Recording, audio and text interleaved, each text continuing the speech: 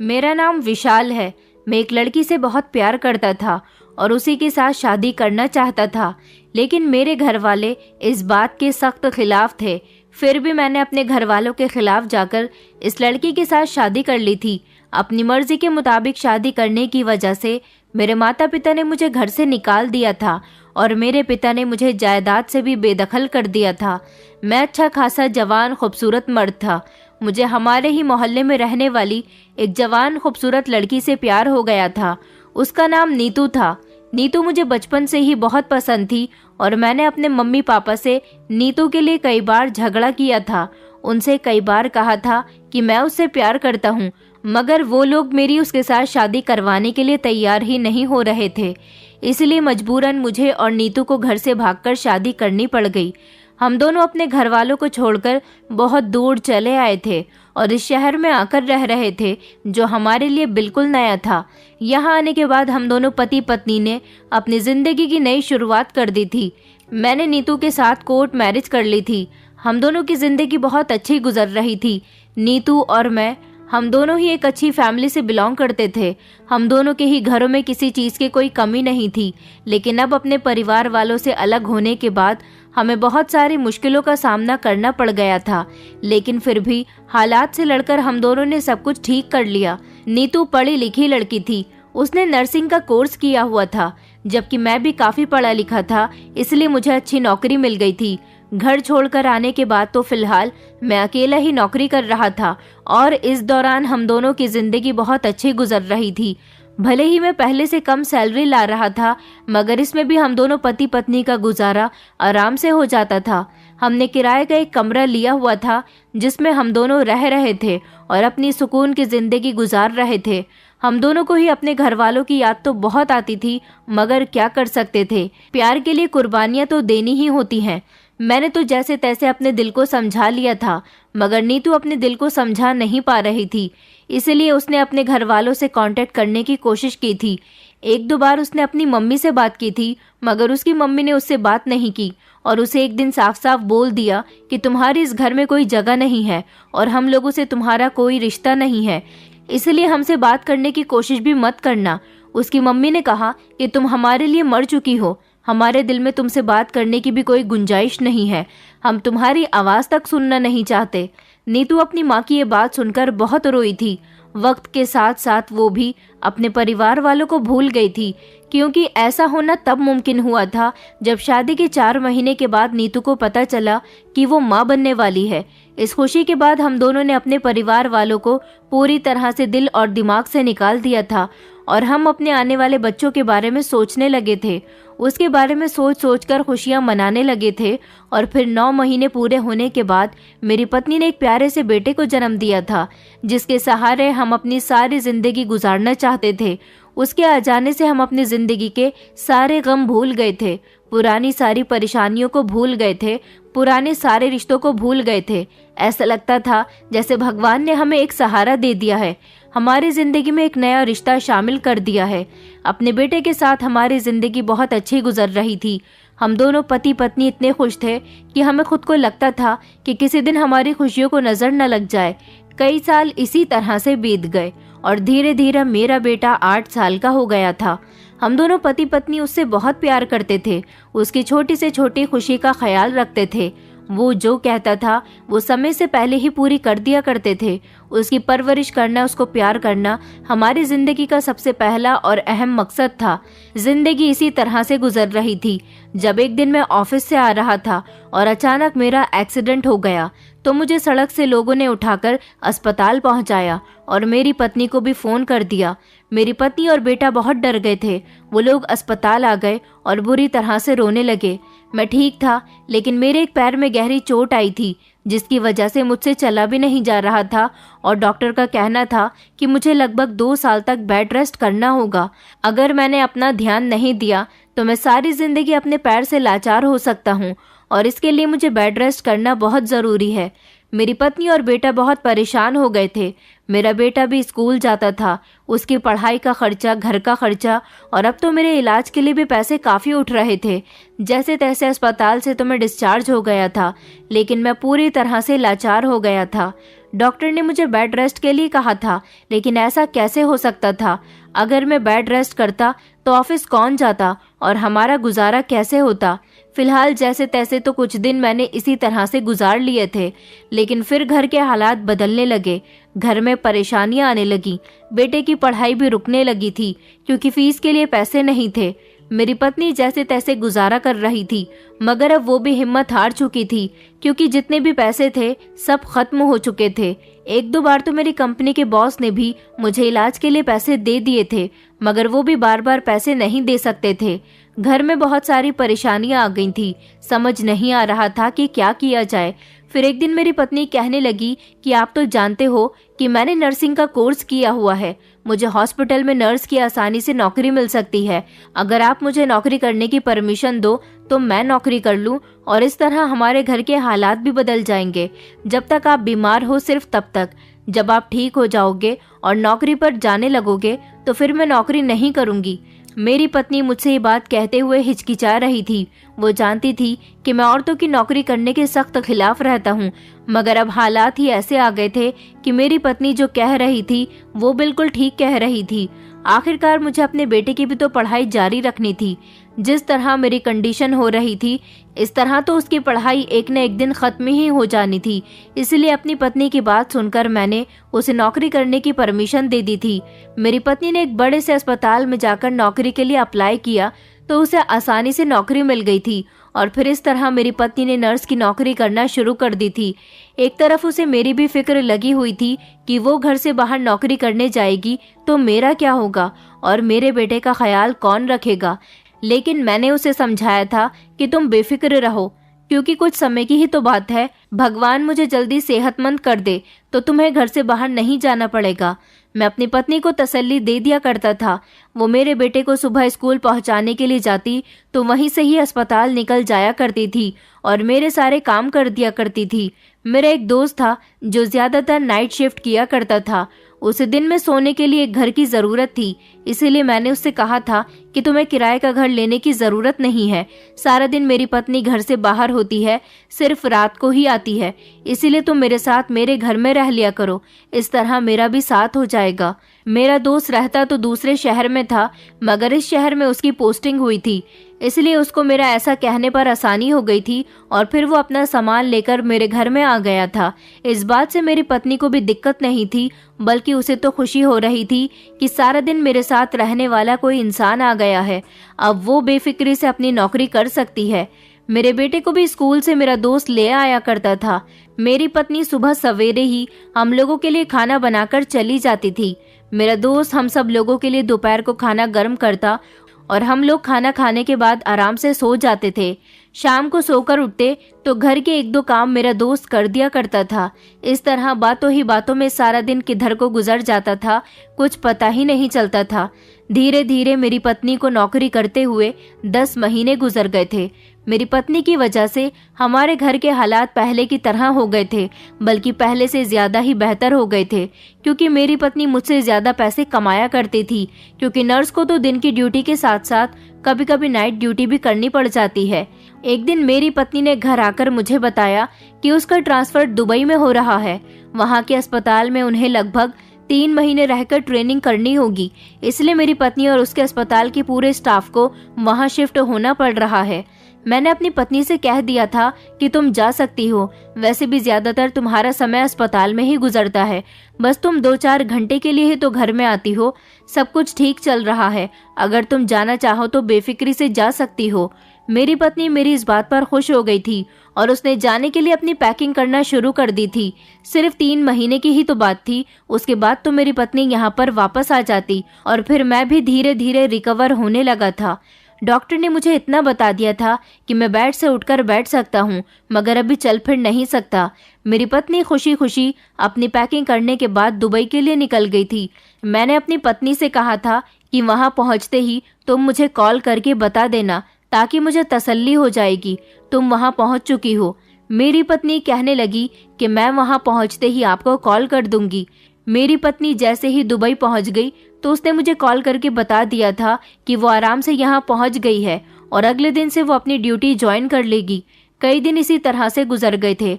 मेरी पत्नी मुझे रोज कॉल करके बताती थी कि वो बिल्कुल ठीक है। हम दोनों बाप बेटे नीतू से काफी देर तक फोन पर बातें करते थे और वीडियो कॉल भी किया करते थे, जिससे हम लोगों को एक दूसरे को देखकर सुकून मिल जाता था। काफी समय इसी तरह से गुजर गया था। हम लोग रोज एक दूसरे से फोन पर बात करते थे, लेकिन अचानक कुछ दिनों से मेरी पत्नी काम ज्यादा होने का कहकर हमसे बातचीत कम करने लगी थी। कभी कहती कि मैं बिजी हूँ, बाद में बात करूंगी, तो कभी कहती कि अभी मुझे बात करने का समय नहीं है। कई दिन इसी तरह से गुजर गए थे। मैं अपनी पत्नी की कॉल वहीं से आने का इंतजार करता था, मगर मेरी पत्नी मुझे कॉल ही नहीं कर रही थी। मैं अपनी तरफ से कॉल करता तो रिंग जाती रहती थी, मगर मेरी पत्नी मेरा फोन रिसीव ही नहीं करती थी। मेरा बेटा हर रोज मुझसे पूछने लगा था कि मम्मी कॉल क्यों नहीं करती, हमसे बात क्यों नहीं करती। आखिर मम्मी को इतना भी क्या काम दिया गया है कि वो हमको भूल गई हैं। अब मैं अपने बेटे को क्या समझाता, मेरी समझ में खुद नहीं आ रहा था कि दूर जाने के बाद मेरी पत्नी हमें भूल कैसे सकती है। कई दिन इसी तरह से गुजर गए थे। मेरी पत्नी की कॉल हमें आती ही नहीं थी और जब मैं उसे कॉल करता तो उधर से कॉल रिसीव भी नहीं होती थी। समझ नहीं आ रहा था कि मैं क्या करूं। मेरा दोस्त भी मुझे तसल्ली देता रहता था। जब 2 महीने इसी तरह से गुजर गए, मेरी पत्नी के बारे में मुझे कुछ पता ही नहीं चला। तो एक दिन मेरे दोस्त ने मुझे एक ऐसी बात बताई जिसने मुझे अंदर से चोट पहुंचाई थी। मेरा दोस्त कहने लगा कि कहीं ऐसा तो नहीं कि दुबई जाने के बाद भाभी को कोई और पसंद आ गया हो और उन्होंने उसके साथ शादी कर ली हो। मेरा मन तो कर रहा था कि मैं अपने दोस्त का मुंह तोड़ दूं, मगर उसने फिर मुझे जो बात बताई उसे सुनकर मुझे उसकी बात पर यकीन आने लगा था। उसने कहा कि जिस तरह उन्होंने तुम्हारे साथ भागकर शादी की थी, इसी तरह वो किसी दूसरे मर्द के साथ भी भागकर शादी कर सकती हैं। ऐसी लड़कियों के लिए भागकर शादी करना या अपने पुराने रिश्तों को छोड़कर जाना कोई मुश्किल काम नहीं होता। अब तो मुझे भी ऐसा ही लगता था कि मेरी पत्नी मुझे और मेरे बेटे को छोड़ चुकी है, क्योंकि 2 महीने मेरे और मेरे बेटे के नीतू से बात किए बिना किस तरह गुजरे थे, ये हम लोग ही जानते थे। मेरा बेटा बार बार अपनी माँ को याद करता था। एक दिन तो वो रोते हुए कहने लगा कि पापा, मुझे तो लगता है कि मम्मी हमें इस दुनिया से छोड़कर जा चुकी हैं, तभी तो वो हमसे बात नहीं कर रही। मैं जानता हूँ कि वो मेरी माँ है। जीते जी कोई माँ अपनी औलाद को इस तरह से नहीं छोड़ सकती, और मेरी मम्मी तो वैसे भी मुझसे बहुत प्यार करती थी। वो मुझसे बात किए बिना रह ही नहीं सकती। जरूर वो किसी बहुत बड़ी मुसीबत में है, तभी तो उनकी हमसे बात नहीं हो पा रही। न जाने अचानक से ये सब क्या हो गया था। भगवान की कृपा थी कि मैं धीरे धीरे रिकवर हो गया था और डॉक्टर ने मुझे चलने के लिए भी बोल दिया था, मगर मुझे अंदर ही अंदर अपनी पत्नी की फिक्र खाए जा रही थी। मैंने अपने दोस्त से कहा कि हमें कुछ भी करके दुबई चलना चाहिए और वहां जाकर नीतू को तलाश करना चाहिए। मेरा दोस्त कहने लगा कि ऐसा कैसे मुमकिन हो सकता है, दुबई इतना बड़ा है, वहां जाकर हम तुम्हारी पत्नी को कैसे तलाश करेंगे। मैंने अपने दोस्त से कहा, अरे मुझे पता है कि मेरी पत्नी अस्पताल में नर्स की नौकरी करने गई हुई है, और वो कौन से अस्पताल में गई है मैं उसके बारे में भी अच्छी तरह से जानता हूँ। वहाँ जाने के बाद मैं अपनी पत्नी को ढूंढ लूंगा और फिर मैं उसे यहाँ लेकर वापस आ जाऊंगा। मेरा दोस्त कहने लगा कि तुम इस काम को जितना आसान समझ रहे हो, ये इतना आसान नहीं है। मैंने कहा, मैं कुछ नहीं जानता, तुम प्लीज मुझे दुबई लेकर चलो। इस तरह मेरा दोस्त मेरे साथ दुबई चलने के लिए राजी हो गया था। अपने बेटे को मैंने अपने दूसरे दोस्त के घर उसकी पत्नी के पास छोड़ दिया था, जबकि मैं अपने दोस्त के साथ दुबई चला गया था। मुझे पता था कि मेरी पत्नी कौन से अस्पताल में नर्स की नौकरी कर रही है, क्योंकि वो पहले जिस अस्पताल में नौकरी किया करती थी, मैंने वहां से उसकी सारी डिटेल्स निकाल ली थी कि अब वो दुबई जाने के बाद कहाँ है और कौन से अस्पताल में नौकरी करती है। दुबई पहुंचने के बाद हम दोनों डायरेक्ट उसी अस्पताल में पहुंच गए थे जहां पर मेरी पत्नी नौकरी करती थी। यहां आने के बाद मैंने काफी सारे लोगों से अपनी पत्नी के बारे में पूछताछ की थी, मगर किसी को भी मेरी पत्नी के बारे में नहीं पता था। यहाँ तक कि मैंने पूरा अस्पताल छान मारा था, मुझे कहीं पर भी मेरी पत्नी नहीं मिली थी। वहाँ के स्टाफ का यही कहना था कि काफी दिनों तक तो नीतू अस्पताल में अपनी ड्यूटी करती रही, लेकिन कुछ दिनों के बाद से ही उसने यहाँ आना बंद कर दिया। उसके बाद वो कहाँ चली गई, यहाँ के लोगों को कुछ नहीं पता। मैं तो इस बात पर हैरान हो रहा था कि इन्हीं लोगों के स्टाफ की एक नर्स गायब थी और इन्हीं लोगों को कुछ पता नहीं था, या फिर इनमें से कोई भी कुछ बताने के लिए तैयार नहीं था। मेरी कुछ समझ नहीं आ रहा था। मैं अपनी पत्नी को कहाँ तलाश करूं? मेरी पत्नी मुझे कहीं नहीं मिली। काफी दिनों तक मैं अपनी पत्नी को दुबई में इधर उधर तलाश करता रहा, मगर वो मुझे कहीं पर भी नहीं मिली। हार कर मैं हाथ पर हाथ रखकर बैठ गया था, क्योंकि मैं हिम्मत हार चुका था और घर वापस जाने की हिम्मत तो मेरे अंदर बिल्कुल भी नहीं थी, क्योंकि मैं अपने बेटे को क्या जवाब देता। उसे तो यही लगता था कि मैं उसकी मम्मी को साथ लेकर आऊंगा। मैंने अपने दोस्त से कहा कि मैं बिल्कुल ठीक हूँ, तुम यहाँ से जा सकते हो। तुम फ्लाइट से अपने शहर जाओ और वहाँ जाने के बाद अपनी नौकरी दोबारा ज्वाइन करो, और साथ ही साथ मेरे बेटे का भी ख्याल रखना। वो मेरे साथ रुकना तो चाहता था, मगर मैंने उसे वापस भेज दिया था, क्योंकि मेरे बेटे को भी वहाँ तसल्ली देने के लिए कोई होना चाहिए था। मेरा दोस्त जा चुका था, अब मैं यहाँ पर अकेला रह गया था। न जाने क्यों मेरा दिल नहीं मान रहा था कि मेरी पत्नी ने मेरे साथ बेवफाई की है। वो चाहती तो अपने ही शहर में रहकर मेरे साथ बेवफाई भी कर सकती थी। भला उसे इतनी दूर आने के बाद मुझे धोखा देने की क्या जरूरत थी। लेकिन मैंने ठान लिया था कि चाहे जो हो जाए, मैं अपनी पत्नी से मिले बिना यहाँ से नहीं जाऊंगा। ज्यादा नहीं तो एक बार उससे मुलाकात करना मेरे लिए बहुत जरूरी है। आखिर मैं जानना चाहता था कि उसके साथ क्या हुआ है और वो हमसे क्यों छुप रही है। मगर ना जाने क्यों मुझे इस अस्पताल के अंदर कुछ गड़बड़ लग रही थी, क्योंकि यहाँ के लोग भी बहुत अजीब थे। मैंने सोचा कि मैं यहाँ पर नौकरी करने के बहाने अपनी पत्नी को तलाश करने की कोशिश करता हूँ। जरूर मुझे यहाँ से अपनी पत्नी का कोई क्लू मिल जाएगा। मैंने अस्पताल में सफाई कर्मचारी की नौकरी के लिए वहाँ के कुछ बड़े डॉक्टर से बात की थी, तो उन लोगों ने मुझ पर रहम खाकर मुझे वहाँ पर नौकरी दे दी थी, और इस तरह मेरी नौकरी वहाँ पर पक्की हो गई थी और मैं नौकरी करने लगा था। यहाँ आने के बाद मेरे पास रहने का कोई ठिकाना नहीं था, मगर अस्पताल में तो मरीजों का आना जाना 24 घंटे लगा रहता है, इसीलिए मैंने सोचा था कि मैं यहीं पर कहीं सो जाया करूँगा। मैं यहाँ पर सफाई कर्मचारी की नौकरी पर लग गया था और मेरा काम भी ठीक ठाक चल रहा था। मैंने अपने दोस्त को बता दिया था कि मैं यहाँ पर कुछ दिन नौकरी करके देख लेता हूँ। अगर मुझे अस्पताल से अपनी पत्नी के बारे में कुछ पता चलता है तो ज़रूर मैं उसे ढूंढने की कोशिश करूँगा, और जब तक उसे ढूंढ नहीं लूँगा तब तक वापस नहीं आऊँगा। और अगर फिर भी मुझे कुछ हासिल नहीं हुआ तो फिर मैं खामोशी से वहाँ से आ जाऊँगा और बेटे को भी सब कुछ बता दूँगा। मुझे यहाँ पर नौकरी करते हुए काफ़ी समय हो गया था, मगर किसी के भी थ्रू मुझे अपनी पत्नी के बारे में कुछ पता नहीं चला था। मैं पूरी तरह से निराश होकर रह गया था। जब भी फुर्सत मिलती तो अपनी पत्नी का नंबर ट्राई किया करता था।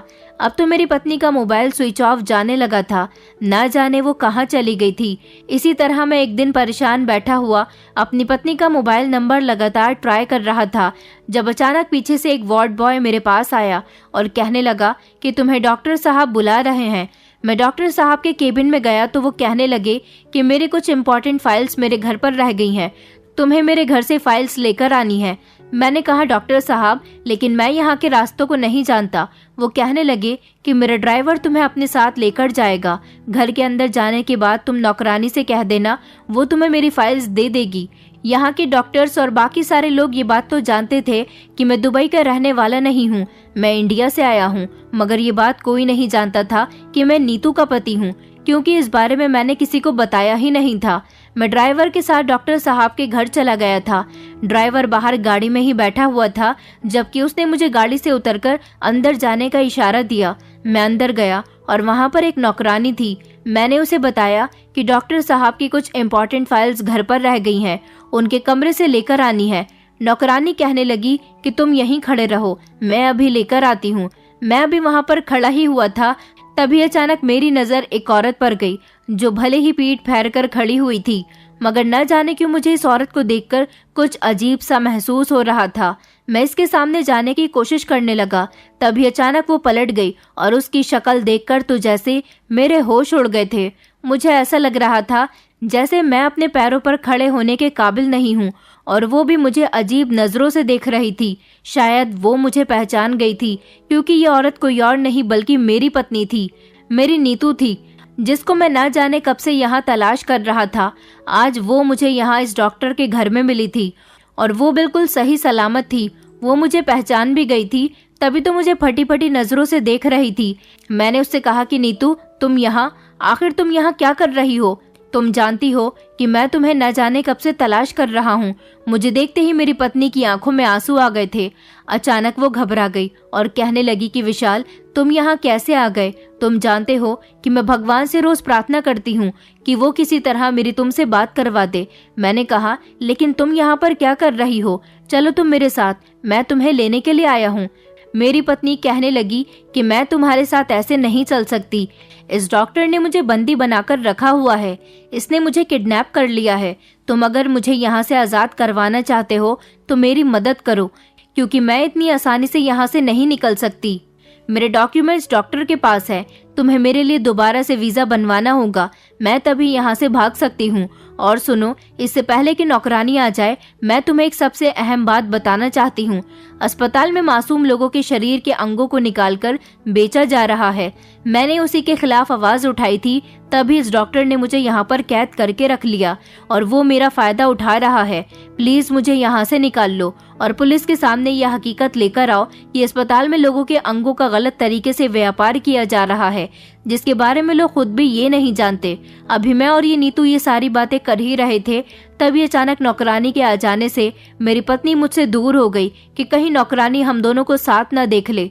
वो मुझसे अनजान बन गई, लेकिन इस दौरान मेरी पत्नी मुझे सब कुछ बता चुकी थी और अब मुझे अपनी पत्नी को बचाने के साथ साथ अस्पताल वालों का वो राज भी खोलना था जो मुझे मेरी पत्नी ने बताया था। मगर मैं जब से वहाँ पर सफाई कर्मचारी की नौकरी कर रहा था, मुझे तो वहाँ पर ऐसा कुछ भी देखने को नहीं मिला था। अगर मैं पुलिस में भी रिपोर्ट लिखवाता तो पुलिस भी मुझसे सबूत मांगती और इन लोगों का राज फाश करने के लिए मुझे सबूत की बहुत ज़रूरत थी। इस अनजान शहर में आ जाने के बाद मैं अपना गुजारा जैसे तैसे कर ही रहा था, मगर अब तो मुझे मेरी पत्नी ने सब कुछ बता दिया था। अब मुझे कुछ भी करके उस डॉक्टर से अपनी पत्नी को रिहा करवाना था। अब मुझे अस्पताल के हर एक इंसान पर नज़र रखनी थी, क्योंकि जो बात मुझे मेरी पत्नी ने बताई थी ज़रूर ऐसा कुछ होगा। तभी तो डॉक्टर ने मेरी पत्नी को कैद करके रख लिया था। मुझे यहाँ से अपनी पत्नी को निकालना था। इसके लिए मुझे यहाँ की पुलिस की पूरी मदद चाहिए थी और मैं इन लोगों पर बिना किसी सबूत के इल्ज़ाम नहीं लगा सकता था। इसलिए मैंने अब अपना काम करना शुरू कर दिया था। मैं इस अस्पताल में बने हुए ऑपरेशन थिएटर में जाकर ये देखता था कि वहाँ क्या क्या काम हो रहा है, क्योंकि अभी तक मैंने ऐसा कुछ भी अपनी आंखों से नहीं देखा था। लेकिन एक दिन मेरी आंखों के सामने ये सच्चाई भी आ गई थी, जब एक डॉक्टर को मैंने फ़ोन पर बात करते हुए सुना, जो किसी से फ़ोन पर बात करते हुए कह रहा था कि इस बार किडनी निकाल ली है और किडनी के दाम ज़्यादा होने चाहिए। डॉक्टर को फ़ोन पर बात करते हुए सुनकर मुझे पक्का यकीन हो गया था कि मेरी पत्नी बिल्कुल ठीक कह रही थी। अब मैंने सोच लिया था कि कुछ भी करके मुझे यहाँ पर डॉक्टर्स का भरोसा जीतना होगा और इन लोगों के साथ मिलकर ये सब कुछ कैसे और कब करते हैं। मैं अब इन डॉक्टरों के ज़्यादा करीब होने लगा था जो इस काम में शामिल थे, क्योंकि अस्पताल का हर डॉक्टर इस काम में शामिल नहीं था। कुछ जूनियर डॉक्टर्स ऐसे थे जो ऑपरेशन के टाइम पर मरीज के शरीर के कुछ ऐसे अंग निकाल लिया करते थे जो महंगे दामों में बिकते थे और उनको महंगे दामों में बेचकर उनका व्यापार कर रहे थे। मैंने डॉक्टर्स के साथ जान पहचान बनानी शुरू कर दी। कुछ दिन गुजरे थे और इस तरह मैं डॉक्टर्स का भरोसा जीतने में कामयाब रहा था। इस तरह वो डॉक्टर्स मुझे अपने साथ ऑपरेशन के दौरान रखने लगे थे, क्योंकि मेरे अलावा और भी कुछ वार्ड बॉय ऑपरेशन थिएटर में मौजूद होते थे। डॉक्टर अपना काम करने के बाद किडनी निकालकर वार्ड बॉय को दे दिया करते थे। ये काम वार्ड बॉय का ही होता था जो दूसरे डॉक्टर को वो किडनी देकर आता था और पैसों का लेन देन ये लोग आपस में अपने हिसाब से कर लिया करते थे। लेकिन इस दौरान मैंने अपनी चालाकी दिखाई थी। ऑपरेशन के समय जब ये लोग पेशेंट के ज़रूरी अंग उसके शरीर से निकाल रहे होते थे, तब मैं खामोशी से अपना मोबाइल निकालकर फ़ोटो क्लिक कर लिया करता था, तो कभी वीडियो बना लेता था। ऐसा मेरे साथ सिर्फ एक बार नहीं, न जाने कितनी बार हो चुका था, क्योंकि मुझे इन लोगों के साथ मिलकर उनके जैसा ही काम करना था ताकि मैं सबूत इकट्ठे कर सकूं। अभी तक इनमें से किसी को मुझ पर शक नहीं हुआ था। इन लोगों को यही लगता था कि मैं एक मजबूर इंसान हूं और यहाँ पर उनके साथ मिलकर पैसा कमाना चाहता हूं, क्योंकि हम 3 लोग थे जो अभी इस गैंग में शामिल थे। पहले ही 2 वार्ड बॉय इन लोगों के साथ मिले हुए थे और अब तीसरा मैं हो गया था। हमें इस काम के पैसे दिए जाते थे और इस तरह धीरे धीरे मुझे पता चल गया था कि इस काम में कौन कौन शामिल है और ये काम किसके साथ मिलकर हो रहा है। सारी इन्फॉर्मेशन मैं इकट्ठी कर चुका था और ज़्यादा से ज़्यादा सबूत मेरे फ़ोन में थे, क्योंकि मैं चोरी चुपके हर काम की वीडियो बना लेता था या फिर फ़ोटो खींच लेता था। अपनी पत्नी से मैं दोबारा नहीं मिल पाया था, क्योंकि जिस घर में मेरी पत्नी थी वहाँ पर बहुत सारे पहरे थे, कदम कदम पर कैमरा लगे हुए थे। ये बात मेरी पत्नी पहले ही मुझे बता चुकी थी, तभी तो वो कैमरे के सामने से हटकर मुझसे बातचीत कर रही थी। ये डॉक्टर बहुत खतरनाक था, जिसने मेरी पत्नी को अपने पास कैद में रखा हुआ था। मुझे कुछ भी करके इस डॉक्टर के चंगुल से अपनी पत्नी को निकलवाना था। इसके लिए मुझे इस अस्पताल वालों के खिलाफ सबूत इकट्ठे करने थे और इसी तरह मैंने ढेर सारे सबूत अपने मोबाइल में इन लोगों के खिलाफ इकट्ठे कर लिए थे। मैं बहुत चालाकी से और फूंक फूंक कर कदम रख रहा था कि कहीं मेरे बारे में इन लोगों को पता न चल जाए, और इस तरह मेरे पास मोबाइल में ढेर सारे ऐसे फोटोज और वीडियोस आ गई थी जो एक ऐसा सबूत था जिसे मैं अगर पुलिस के हवाले कर देता तो वो लोग पक्का इन लोगों को अरेस्ट कर लेते। मैं एक दिन फिर से किसी बहाने से डॉक्टर के घर गया ताकि अपनी पत्नी को ये बात बता सकूं कि मेरे पास इन लोगों के खिलाफ काफी सबूत आ चुके हैं। मगर मैं जब डॉक्टर के यहाँ गया तो मैंने देखा कि मेरी पत्नी बहुत ज्यादा बीमार थी। शायद ये दरिंदा मेरी पत्नी पर हाथ उठाता था, और अब मैंने सोच लिया था कि वक्त जाया किए बिना ही मुझे पुलिस को ये सारे सबूत ले जाकर दिखाने होंगे और इन लोगों को अरेस्ट करवाना होगा। और इसी तरह मैं दुबई पुलिस के पास चला गया। वहां जाने के बाद मैंने उनको अपने बारे में सब कुछ बता दिया कि मैं इंडिया से बिलोंग करता हूं और मेरी पत्नी यहां तक किस तरह से पहुंची। पुलिस वालों को मैंने अपने मोबाइल में वीडियो और फोटोज भी दिखा दिए थे और बताया था कि ये लोग पेशेंट का ऑपरेशन करते समय उसके शरीर से जरूरी और कीमती अंग निकालकर मोटे दामों में आगे बेच रहे हैं। यहाँ पर अंगों का गौरव धंधा किया जा रहा है। अस्पताल के ही एक सीनियर डॉक्टर के पास मेरी पत्नी कैद में है। जब तक आप लोग मेरी मदद नहीं कर सकते, मेरी पत्नी वहां से नहीं आ पाएगी। सारे सबूत देखने के बाद पुलिस वालों ने एक्शन लिया था और पुलिस ने अस्पताल में जाकर छापा मारा था। वहां जाने के बाद पुलिस के सामने सब कुछ खुलकर आ गया था कि अस्पताल में अंग बेचने वाला व्यापार किया जा रहा है। डॉक्टर ने और बाकी स्टाफ के लोगों ने काफी कोशिश की कि वो लोग अपने आप को बचा सकें, मगर दुबई पुलिस और वहां की सरकार बहुत ईमानदारी से अपना काम करती है। उन लोगों को जब पता चला कि मैं हिंदुस्तान से आया हूं तो उन लोगों ने मेरी बहुत मदद की, क्योंकि मेरी पत्नी को दूसरे देश का समझ के यहाँ के डॉक्टर ने उसका बहुत फायदा उठाया था। पुलिस ने अस्पताल में काम करने वाले पूरे गैंग को अरेस्ट कर लिया था और वो डॉक्टर जिसने मेरी पत्नी को अपने पास कैद करके रखा हुआ था उसे भी अरेस्ट कर लिया गया था। पुलिस ने मुझे मेरी पत्नी से मिलवा दिया था। मेरी पत्नी ने भी पुलिस को बयान दिए थे। दरअसल जब मेरी पत्नी यहाँ पर आई थी तो वो अस्पताल में बड़ी ईमानदारी के साथ नौकरी कर रही थी, लेकिन जब उसे पता चला कि यहाँ के अस्पताल में कुछ गड़बड़ हो रही है तो फिर मेरी पत्नी ने यहाँ पर नजर रखनी शुरू कर दी। और फिर एक दिन ऑपरेशन के दौरान मेरी पत्नी के सामने ये सच्चाई खुलकर आ गई थी कि यहाँ पर अपना ऑपरेशन करवाने के लिए जो पेशेंट्स आते हैं, ऑपरेशन के समय उनके सही और कीमती अंगों को निकाल लिया जाता है और उन्हें मोटे दामों में बेच दिया जाता है। मेरी पत्नी से ये बात बर्दाश्त नहीं हुई, इसलिए मेरी पत्नी पुलिस को सारी सच्चाई बताने जा रही थी।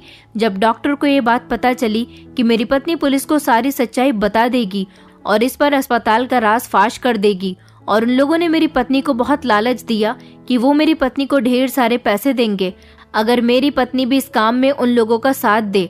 मगर मेरी पत्नी एक ईमानदार औरत थी, वो अपनी आंखों के सामने कुछ भी गलत होता हुआ नहीं देख सकती थी। इसीलिए उसने फैसला कर लिया था कि वो पुलिस को जाकर सब कुछ बता देगी, भले ही उसकी जान पर क्यों न बनाए। डॉक्टर और स्टाफ के लोगों ने मिलकर मेरी पत्नी को पकड़ लिया। डॉक्टर चाहता तो मेरी पत्नी को उसी समय जान से भी मार सकता था, क्योंकि अनजान देश में मेरी पत्नी अगर मर भी जाती तो मैं शायद उसका कोई पता नहीं लगा पाता। लेकिन उसने मेरी पत्नी की खूबसूरती देखकर कहा कि तुम बहुत खूबसूरत हो, मैं तुम्हें अपने हाथों से जाने नहीं दे सकता, और फिर तुम जवान और सुंदर हो। वो मेरी पत्नी को जबरदस्ती घर लेकर चला गया और मेरी पत्नी के साथ गलत किया। इस तरह उसने मेरी पत्नी को अपने ही घर में गुलाम बनाकर रखा था। वो अपनी फ्रस्ट्रेशन मेरी पत्नी पर हर रोज उतारता था, मेरी पत्नी के साथ गलत काम करता था। अगर वो उसे रोकने की कोशिश करती तो वो मेरी पत्नी को जान से मारने की धमकी देता था। मेरी पत्नी दिन रात रोते रोते मुझे याद करती थी। वो चाहती थी कि वो डॉक्टर के घर से भाग जाए। उसने कई बार कोशिश भी की थी, मगर वो हर बार नाकाम रही थी। जब मैं उसे डॉक्टर के घर में मिला था, तब उसने मुझे इन लोगों को पकड़वाने का और सबूत इकट्ठे करने का तरीका बता दिया था। इस तरह मैंने सबूत इकट्ठे किए और उन लोगों को सलाखों के पीछे पहुंचा दिया। एक अनजान देश में उस देश का वासी ना होते हुए भी मैंने और मेरी पत्नी ने वहां पर क्राइम होते हुए देखा और उसके खिलाफ आवाज उठाई। वहां की सरकार को हम दोनों पति पत्नी की ये बात बहुत पसंद आई थी। इस तरह उन लोगों ने हमें इज्जत के साथ हमारे देश वापस पहुंचा दिया और वहां की सरकार ने हम दोनों पति पत्नी को 2 करोड़ रुपए इनाम के तौर पर दिए थे, क्योंकि हमने वहां पर एक क्राइम होते हुए देखा और आरोपियों को जेल तक पहुंचा दिया था। उस अस्पताल में काम करने वाले सारे ही गलत डॉक्टर और स्टाफ के कुछ लोगों को अरेस्ट कर लिया गया था, जबकि पूरे के पूरे स्टाफ को अब दोबारा से बदल दिया गया और अब वहां पर ईमानदार डॉक्टर्स रखे गए थे। और अब हम दोनों पति पत्नी खुशी खुशी और सही सलामत अपने देश और अपने घर वापस आ गए। यहाँ आने के बाद मेरी पत्नी मेरे बेटे से लिपटकर कई घंटों तक रोती रही थी, क्योंकि मेरी पत्नी को ऐसा लगता था कि शायद मैं सारी जिंदगी उसके बारे में कभी पता लगा ही नहीं पाता और इसी तरह मेरी पत्नी घुट घुट कर मर जाती। लेकिन अब सब कुछ बिल्कुल ठीक है। मुझे दुबई की गवर्नमेंट से जो सरकारी मदद मिली थी, उससे मैंने अपना यहाँ आने के बाद एक नया बिजनेस स्टार्ट कर लिया था और इस तरह हम दोनों पति पत्नी की जिंदगी पूरी तरह से बदल गई। अब हम लोग एक अच्छी और खुशहाल जिंदगी गुजार रहे हैं, क्योंकि अच्छाई और सच्चाई का साथ देने वाले लोगों के साथ कभी गलत नहीं होता। दोस्तों, उम्मीद करती हूँ आपको हमारी कहानी पसंद आई होगी। कहानी पसंद आई है तो वीडियो को लाइक करें, चैनल पर नए हैं तो चैनल को सब्सक्राइब करें और हाँ, नोटिफिकेशन बेल को जरूर दबाएं ताकि अगली अपडेट सबसे पहले आपको मिले।